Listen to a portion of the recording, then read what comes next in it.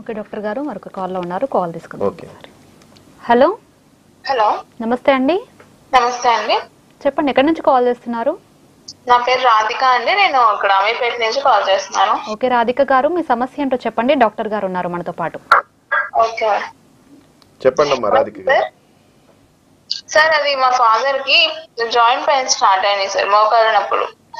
Okay అమ్మా, ఎన్నాళ్ళ నుంచి తను నుంచోలేకపోతున్నారు. సో హాస్పిటల్కి వెళ్తే మొన్న ఒక ఇంజెక్షన్ చేశారు సార్, పెయిన్ కోసం, పెయిన్ నుంచి రిలీఫ్ కోసం ఒక ఇంజెక్షన్ చేశారనమాట. ఓకే, అది ఏ రకమైన ఇంజెక్షన్ చెప్పగలరమ్మా? మీకేమైనా ఐడియా ఉన్నదా? అది సార్ అది ఏ రకమైన ఇంజెక్షన్ అని చెప్పారు, మీకేమైనా ఐడియా ఉందా అమ్మా?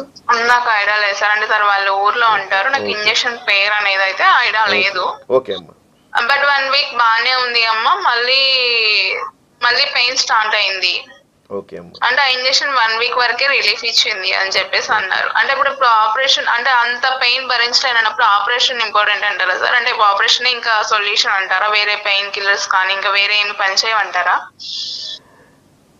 తను భయపడుతున్నారు, మళ్ళీ డాక్టర్ దగ్గరికి వెళ్ళాలంటే ఆపరేషన్ అంటారేమో అనేసి. ఆపరేషన్ అనేది ఒక సైకలాజికల్ లిమిటేషన్ అమ్మా పేషెంట్స్ కి అందరికి. కరెక్ట్, ఆపరేషన్ అంటే భయం ఉండడం చాలా సహజం. సో మీరు అడిగిన క్వశ్చన్ చాలా మంది కామన్ గా వాళ్ళకి వచ్చే ప్రాబ్లం ఇది. మోకాలు నొప్పి రాగానే ఆపరేషన్ అని చెప్తున్నారండి, ఇది అవసరమా లేదా? మీరు అడిగిన క్వశ్చన్ అదే కదమ్మా? అవునండి, అవును. సో మోకాలు నొప్పుల్లో రకాలు ఉంటాయమ్మా. ఇది మోకాలు నొప్పి అంటే ఓన్లీ అరిగిపోయినవి పూర్తిగా అని కాదు. మోకాల్లో ఇన్ఫ్లమేటరీ ఆర్థరైటిస్ అని కూడా ఉంటాయి.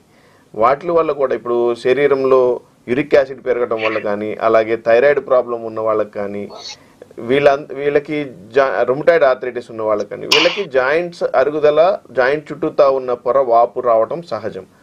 అన్ని ఆర్థరైటిస్కి ఆపరేషన్ చేయాల్సిన అవసరం లేదమ్మా.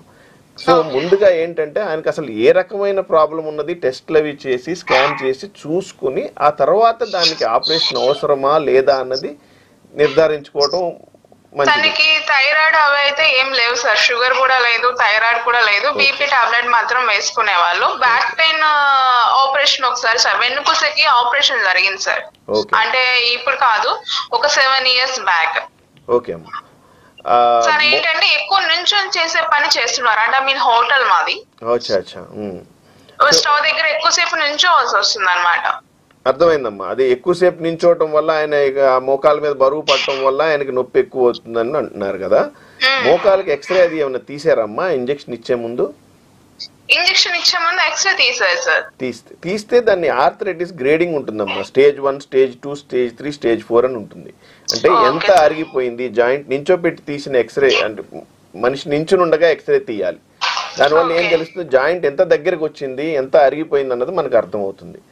సో ఆ అరుగుదల ఎంత ఉన్నది, ఏ స్టేజ్లో ఉన్నది, దాని మీద ట్రీట్మెంట్ ఆధారపడి ఉంటుందమ్మా. ఇప్పుడు ఇంజెక్షన్ అనేది నాకు తెలిసి అక్కడ ఇచ్చినది స్టెరాయిడ్ ఇంజెక్షన్ అయ్యి ఉండొచ్చు. ఎందుకనంటే ఇమీడియట్గా నొప్పి తగ్గడం కోసం స్టెరాయిడ్ ఇంజెక్షన్ చాలా కామన్గా వాడతాం మనం. అది తప్పేం లేదు ఆ ఇంజెక్షన్ తీసుకోవడం, కానీ అది టెంపరీ రిలీఫ్ కోసం మాత్రమే, అది పర్మనెంట్ ట్రీట్మెంట్ కాదు. అంటే అది ఇచ్చేశారు ఇంకా తగ్గిపోయింది అన్నట్టు కాదు. నేను చెప్పినట్టుగా ఆయనకి ఏ రకమైన ఆర్థరైటిస్ ఉన్నది, అరుగుదల వయసురీత్యా స్వతహాగా ఆయన చేసే పని వల్ల మోకాళ్ళు అరిగిపోయినాయా, దానివల్ల వచ్చిందా, లేక వేరే ఏమన్నా కారణాలు ఉన్నాయా అన్నది ముందుగా తెలుసుకోవటం మంచిది. సో ఇప్పుడు అన్ని ఆర్థరైటిస్లకి ఒకటే ట్రీట్మెంట్ పనికిరాదు. సో మీరు ముందుగా ఈ టెస్టులు చేయించుకోవటము, లేదు అంటే అసలు ఎంత అరిగిపోయింది అసెస్ చేసుకుని 3 రకాల ట్రీట్మెంట్స్ ఉన్నాయమ్మా దీనికి. హలో,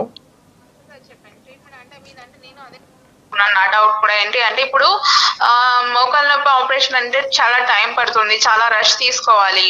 సో తనేంటి అంటే అంత రెస్ట్ అంటే మీన్ ఆపరేషన్ ద్వారా కాకుండా వేరే ఏమైనా సొల్యూషన్ ఉందా అనేసి హైదరాబాద్ లో ఉందా అని చెప్పేసి నన్ను అడిగారు అనమాట. సార్ వాళ్ళు ఊర్లో ఉంటారు కాబట్టి. సో ఇప్పుడు నేను టీవీలో చూస్తుంటే మీ ఇంటర్వ్యూ మంచిగా అనిపించి నేను కాల్ చేశాను. అర్థమైందమ్మా నాకు. అదే ఇప్పుడు మోకాలు నొప్పి, అదే నేను చెప్పినట్టుగా మోకాలు ఎక్స్రే తీసుకుని దానిలో ఎంతవరకు అరిగిందో దాని మీద ట్రీట్మెంట్ ఆప్షన్స్ డిపెండ్ అయి ఉంటాయమ్మా.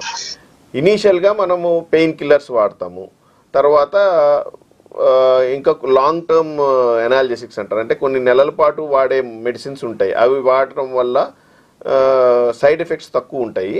అలాగే కొల్లజన్ ప్రిపరేషన్స్ అని వచ్చినాయి అమ్మ. ఇప్పుడు కొల్లజన్ ప్రిపరేషన్స్ వాడటం వల్ల కొంతవరకు రిలీఫ్ రావచ్చు.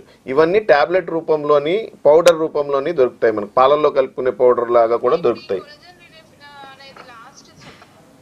సో అదనేది ఏ ఏజ్ వాళ్ళకైనా తీసుకోవచ్చు సార్? ఇప్పుడు అంటే మా ఫాదర్ ఏజ్డ్ పర్సన్ కదా, సో ఓకే ప్రాబ్లం ఏం లేదంటారు. ఆయన వయసు ఎంతో అడగచ్చమ్మా? అది ఉంటాయి సార్ 55-60 దాకా. 55-60 అంటే ఇంకా మరీ ఓల్డ్ ఏం కాదమ్మా, వయసు ఇంకా యంగ్ కిందే లెక్క ఇప్పుడున్న ప్రమాణాల ప్రకారం.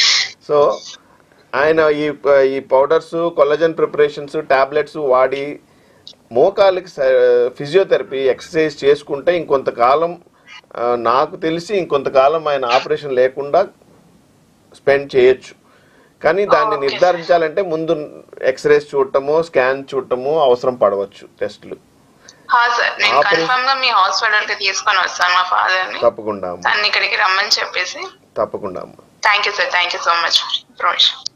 థ్యాంక్ యూ సార్, బాగా చెప్పారు నిజంగా.